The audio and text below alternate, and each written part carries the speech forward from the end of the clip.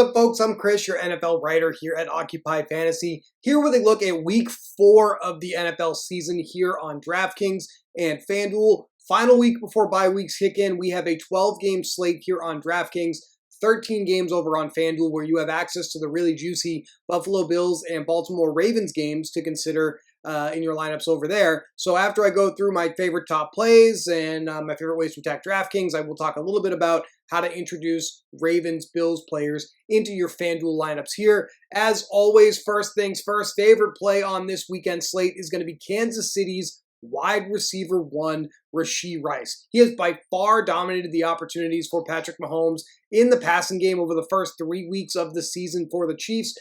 Rice has the 6th highest weighted opportunity for a pass catcher in the NFL. Comes in priced just $7,300 here on DraftKings this week, and we're expecting a ton of volume for him here. One of the last remaining underpriced wide receiver ones on the high end I think we can leverage here in all contest types. The Los Angeles Chargers are actually the 4th worst defense defending receivers who run routes out of the slot, and Rashee Rice does run about 50% of his routes this season thus far out of slot positions. So we definitely want to get Rashee Rice into our DraftKings and FanDuel lineups this week. As always, I like to go through the biggest favorites on the slate in betting markets because running backs that are projected to be in some favorable game script environments are often the best plays on the slate. And for the 3rd week in a row, our favorite running back, because of his ranking in our model, his projected ownership, and how big of a favorite his team is San Francisco's Jordan Mason. I know the last couple of weeks have been relatively mediocre, week 3 especially against the Rams in San Francisco's upset loss to the Rams last weekend.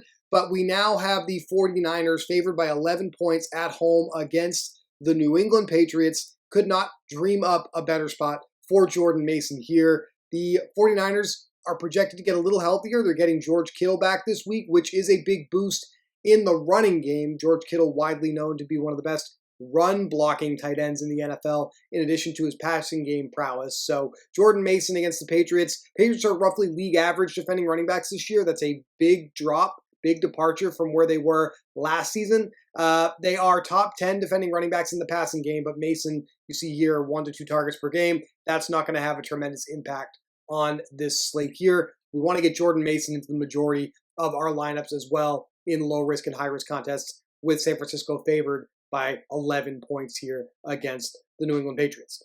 Next biggest favorite on this slate is going to be the Kansas City Chiefs. Rashee Rice's Kansas City Chiefs. At the running back position against the Chargers, we have Carson Steele, who took all of the important between the tackles early down rushes last week on Sunday Night Football against the Atlanta Falcons. 17 carries for 72 yards with a couple of targets mixed in for Carson Steele. Samaje Perine is going to be only involved on 3rd downs and passing situations for the Chiefs here. We saw a decent workload for a showdown slate, which is what we had the Chiefs on here on DraftKings last week. 6 carries, 4 targets, but not a player that we're concerned with here. Low risk or high risk on a 12-game slate or on a 13-game slate. The best running back to play on the Chiefs, once again, is going to be Carson Steele here, getting the majority of the important work in the backfield. I think he's just high risk only here. There are some other running back plays that are in better positions, one of which is going to be another one of the most popular plays on the board here, with the New York Jets favored by 7.5 points at home against Bo Nix's Denver Broncos. Breece Hall has conceded a little bit more work than we anticipated to Braylon Allen over the first couple of weeks of the season. However, it does seem like that was by design with this Jets coaching staff, given the number of games that the Jets played in the first 3 weeks of the season, having a Monday Night Football, regular Sunday, and then a Thursday game. Wanted to make sure Braylon Allen was in there to spell Breece Hall, but Braylon Allen has also proven that he might actually be worth mixing in a little bit more. So I think Breece Hall profiles as slightly more high risk just purely due to the threat of Braylon Allen taking some touches away from him here. But we have a slightly above league average matchup for the Jets. Broncos defense slightly above league average defending running backs, and basically league average defending running backs in the passing game. So Breece Hall going to be popular against the Broncos. Finally, we have the Houston Texans favored by 6.5 points this weekend in their game against the Jacksonville Jaguars. And we've already been told by Aaron Wilson, a local beat writer who covers the Texans in the Houston area, that we are expecting Dameon Pierce to be back active for the Texans here in week number 4. So that makes it pretty tough, I think, to get between Pierce and Akers, decide which one to play here. I think they'll probably split some opportunities. Not at this time expecting Joe Mixon to return this week. It seems like he is a long shot to play. So Houston, a very, very high upside, positive game script projected team this week, might not have access to a clear running back unless we get some better reporting between now and Sunday afternoon. So I'm personally off of the spot with Texans running backs, given the fact that Dameon Pierce is returning in week 4. The Washington Commanders and the Arizona Cardinals are playing in the highest total game on this slate at 50.5 points in betting markets. And on the Washington side, Austin Eckler is not going to play this week with the concussion that he suffered last Sunday. That makes Brian Robinson Jr. basically a must-play this week in low-risk contests.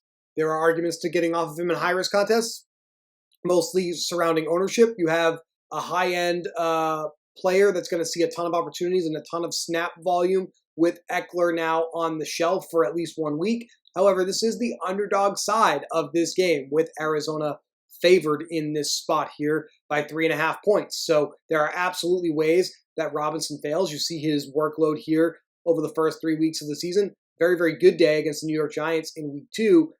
Very mediocre yardage days in weeks 1 and 3, although he did mix in some touchdowns to help keep his score, reasonable, not a complete dud, if you will, at the position. But we're looking for him to get like 18 plus fantasy points here, getting some more receiving work, we hope, with Austin Eckler out this week. Brian Robinson, a great low-risk play in the highest game total environment on the slate, however, here. So I definitely think he makes sense for your contest this weekend. And that's pretty much the rundown of where I think we stand at running back this week. That's really the only pool that I'm considering plays from. There is one other spot I think we will see people talk about here, and that is this Chicago running back situation. So there's been some reporting that week that the Bears have been impressed with how Rashawn Johnson has looked. Conversely, they have not been impressed with how DeAndre Swift has looked. Obviously, at this extremely cheap price, $4,100 here on DraftKings, we're going to be interested in him. I think it's still high risk only just because we have 3 running backs here that still see touches in this backfield. DeAndre Swift should still definitely get some work, even if he's having his raw totals downgraded here. And then we have Khalil Herbert as well. So buying into RB1A in a 3-man committee here is pretty tough to stomach for me. And for that reason, I think I'm going to keep Chicago's running backs on the sideline of my lineups unless we randomly get news one of these guys is inactive this week. For the quarterback position, Jaden Daniels has been absolutely electric in fantasy football. We saw in the 2-game slate in Monday Night Football last week what he was capable of doing. Completed 21 of 23 passes, and then we've seen 39 plus rushing yards, 3 rushing touchdowns on the season, 39 plus rushing yards in every game, with 3 rushing touchdowns on the season.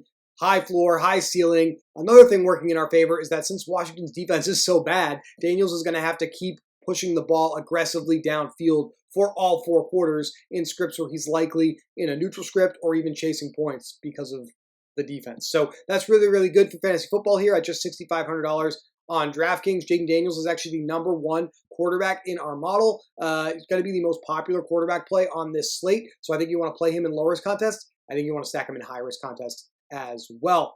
Other quarterback that's going to be popular, again, we love these dual threat guys in low-risk formats.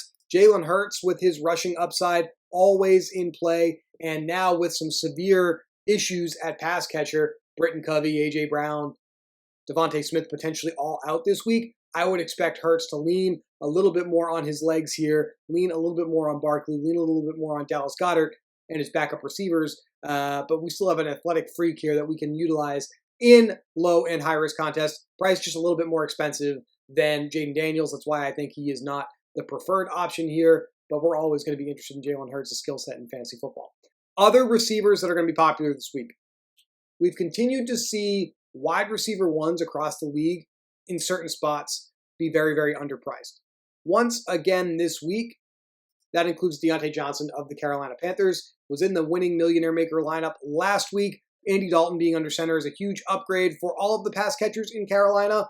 And we saw Deontay take advantage of that with an 8 reception, 122 receiving yard, plus a receiving touchdown line with Dalton under center. Adam Thielen now on injured reserve, so Johnson going to be even more important for Andy Dalton to lean on in his revenge game here against his old mates on the Cincinnati Bengals. I do think Johnson seeing slightly more work with Jonathan Mingo, Xavier Legette being the other receivers that'll be out there for the majority of the snaps for the Panthers is what we will expect to see here. But Deontay going to be very, very popular at his low salary in low-risk contests. And then you have a couple of other guys at receiver that I think the field will be on this week. Once again, Chris Godwin, with how much volume he's been seeing and how productive he's been, will be in the mix for us to consider. Terry McLaurin, with Jaden Daniels being pretty much the chalk quarterback this week, is going to be, like, his ownership is basically going to be buoyed by that. And I think it makes sense to just tail that and potentially pair him with Jaden Daniels. So we can consider Terry McLaurin in low risk. We're still not expecting, unless we get news otherwise, Deebo Samuel to return this week. So for the 49ers, that does mean we're going to be interested in Brandon Ayuk once again in low-risk contests at $6,400. And yeah, after last week's explosion, we probably want to be interested in Juwan Jennings. Couldn't have been more wrong about him seeing increased work last week, but the efficiency, 11, 175 with 3 touchdowns, I wouldn't bet on that happening again, but we could see Jennings absolutely still continue to see 6+ targets in this offense. Therefore makes him slightly under consideration in low-risk contests, but it does feel like chasing box score results a little bit here. 50 points at $4,100, just the most ridiculous result we've seen in recent years here for low-risk contests. Houston's receivers, Nico Collins and Stephon Diggs, are also going to be extremely popular because we're actually expecting Tank Dell to be out this week. Keep an eye on the final injury report for confirmation on that. But Collins projects highly in our model, has basically been wide receiver 1 for them on the season. Stephon Diggs has gotten a lot of the touchdown production and has still seen a decent amount of targets. We saw 12 last week in a trailing game script. Without Dell, targets should concentrate around these two guys, and I think they're kind of interesting as well as a result for your low-risk builds. Tight end position, obviously, with no A.J. Brown, potentially no Devontae Smith. Dallas Goedert, probably going to be by far the most popular play at the position. His $5,100 price tag here, I think, is slightly difficult to get into your lineups this week. But if you can find your way to Dallas Goedert, he's got clearly the best play at the position. To save a little bit of salary cap, I think you're going to see the field go with Mike Gesicki, the clear number 1 tight end for the Cincinnati Bengals. This Bengals and Panthers game is the second highest total on the board. So Gesicki is one of the cheapest ways to get exposure to that. And then there should be a couple of other even cheaper options. We're not expecting Evan Engram to return this week with his hamstring issue, so Brenton Strange should once again see a heavy amount of work. He's given us 9 points 2 weeks in a row, and I think at $3,100, you'd take 9 points to the bank all day long in low-risk contests. The other big spot to monitor here is Trey McBride has a concussion, and Wednesday, Thursday, he did not practice. The Friday report will be key here, but it's very, very hard to clear the concussion protocol in the timeline that he's basically working on to be back the very next week. So we're expecting backup Arizona tight ends to lead Arizona in opportunities at the tight end position. You've got a rookie draft pick from this past April at $2,500. Hasn't seen any opportunities in the passing game, so I don't think he's the one we want to be interested in. Elijah Higgins is the tight end I think we want to leverage and use in both low and high risk contests if Trey McBride is ruled inactive, which is something that we are expecting to happen a little later this afternoon here on Friday. I'm recording this at about 11 o'clock in the morning on Friday, September 27th. So Elijah Higgins, another salary cap saver, but the safest, I like him for tournaments, but the safest play here for low risk on the lower end of the salary table is going to be Mike Gesicki at the tight end position. So we've got Jordan Mason, we've got Brian Robinson Jr. Let's talk a little bit about defenses on this slate. In our model, the Houston Texans are our favorite option against the Jacksonville Jaguars. And then we also have the 49ers. They're most expensive play, but against the Patriots, you can't go wrong targeting the Patriots, especially after what we saw last Thursday. And then we have the Jets against the Denver Broncos. We also think they're going to have a pretty good opportunity to succeed here in lowest contest. The next best options, we actually like the Bears against the Rams' decimated offensive line. We like the Atlanta Falcons this week against the Saints as your true cheap option.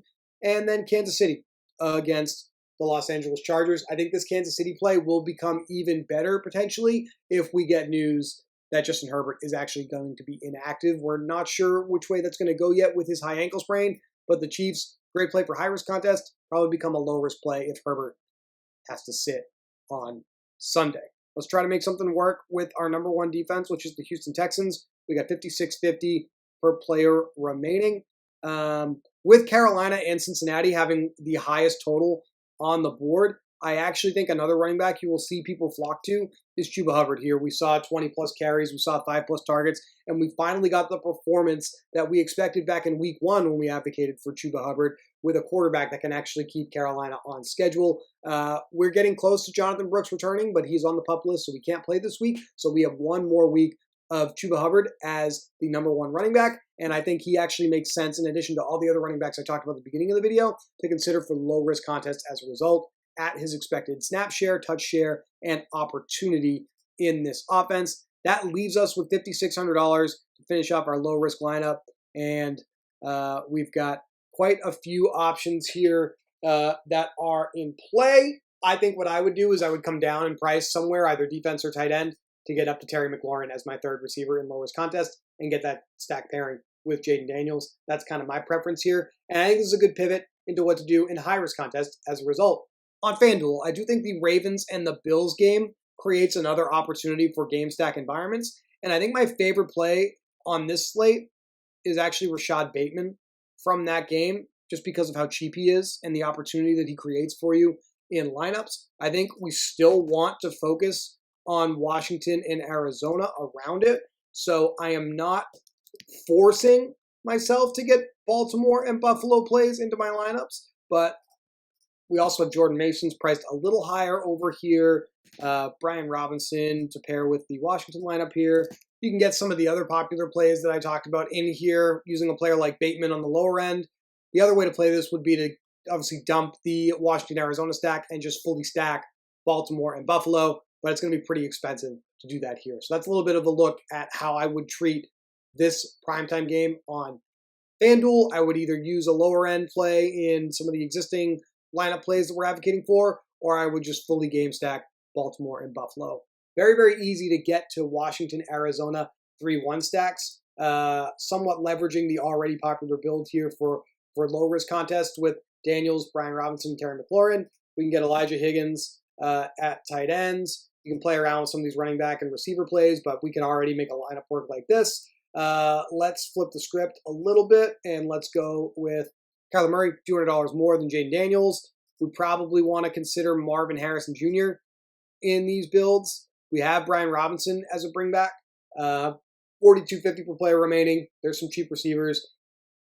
Plenty of defenses that we like that make this work. So if you flip it around and you play an Arizona lineup like this, if you play our number one ranked defense in the Houston Texans, you have $5,500 remaining. And this is a good time to talk about our favorite thing in daily fantasy football, the underperforming wide receiver list. Now that we have 3 weeks of data available to us on the season, we are able to accurately forecast the wide receivers that are seeing great reps, great targets, great air yards, great opportunities, but haven't necessarily converted all of those into the fantasy points that we've expected. So there are a lot of opportunities where these guys can regress in a good way that we can actually benefit from in our DFS tournaments and our regular fantasy leagues as well. Number one underperforming wide receiver on the season is Courtland Sutton with the Denver Broncos. Look at these target totals. We got double-digit targets in 2 out of 3 weeks, just 24 total fantasy points on the season. Can tell you with Courtland Sutton that not only is he the number one underperforming wide receiver, he's actually underperformed his expected fantasy points by over 30 points in that 3-game stretch. Underperforming by 10 points a game, a blow-up game is coming here for Courtland Sutton. That's why he's the number one option on our list this week. Number two, underperforming wide receiver on this slate. Number two, great play for high-risk contests. We've got Rome Odunze here with the Chicago Bears. 11 targets last week. You see a big number there, right? 6 receptions, 112 yards, and a touchdown. Odunze had 250 air yards in last week's game on those 11 targets.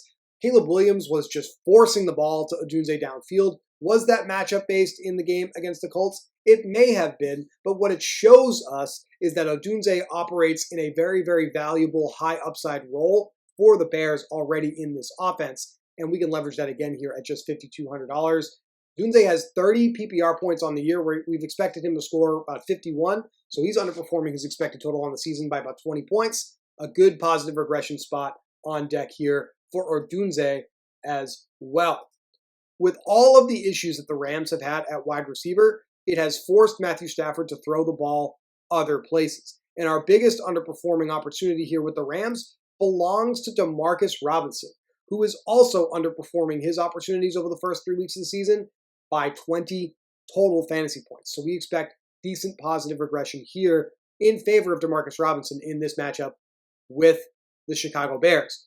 This actually does create a little bit of an argument for stacking the Rams and the Bears, because we have underperforming wide receivers from both sides of this game. These are our top 3 underperforming wide receivers on this week's slate.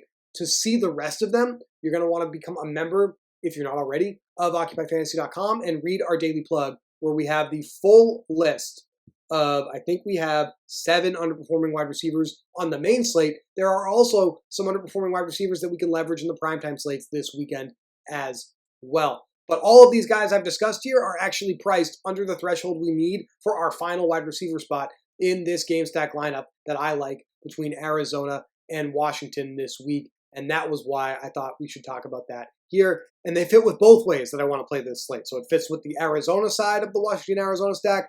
It also fits with the Washington side of that stack as well. If we get Daniels in here, we go back to Rashee Rice, a high-end option, and then we go with McLaurin over Deontay in the salary tier, $5,800 per player remaining. Any of those underperformers I just talked about could fit in a build like this. Really, really, really easy slate, I think, if you stick to how we have outlined it in the daily plug, in this video. I can't wait to see what happens here in week number 4. I think we're going to have a good opportunity to succeed here.